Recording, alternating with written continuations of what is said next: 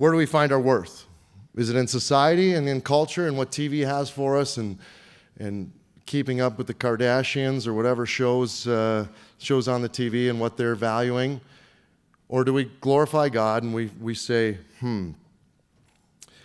He's given us unconditional love. He's given us forgiveness, and He's given us grace, and we can find contentment in what He's given us. When I was here in St. Louis, I talked about a couple things that helped my faith flourish, and one of those, my second year here, I think I was golfing in Albert Pujols' golf tournament, was paired up with a guy named Kyle McClellan, pitcher for the Cards, and kept in contact with him. We were about the same age, and one day he invited me to a Bible study that was with Cardinal guys and Rams guys, and so I'm like, all right, I like breakfast. Let's go have a Bible study. We go to the original Pancake House in Clayton, show up, and maybe a little earlier than I wanted to. I was part of that's too early group before I had kids, and I show up, and there's Trevor Rosenthal, and there's Kyle McClellan, there's Matt Holliday, and there's James Laurinaitis, and a couple other Rams guys, and I'm going, well, this is a good company. Let's see what we're talking about here.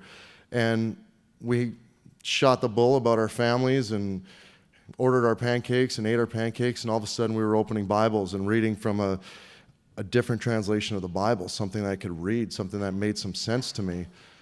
We were being ministered to by a chaplain that could pull out of those words what that meant to us. And then you listen to a guy like Matt Holliday talk about how when he's in a slump, what he's relying on, and he doesn't want to talk to the reporters because they're just digging him deeper, and if he can just get back to being Christ-centered, how he gets out of that slump a lot faster, and he doesn't have those ups and downs. And to me, that was extremely powerful of how this message that's in this Bible can be relatable to struggles that I'm having or to success I can have to glorify His name.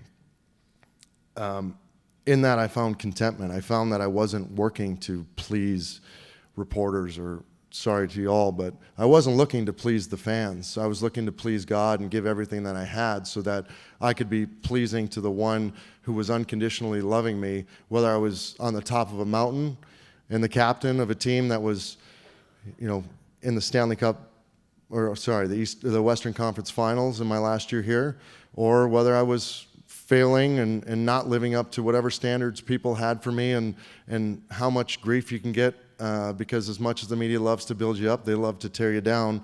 No offense, Doc, you build us up all the time, but everyone else maybe likes the other way. So Philippians 11 says, I'm not saying this because I am in need, for I have learned to be content whatever the circumstances.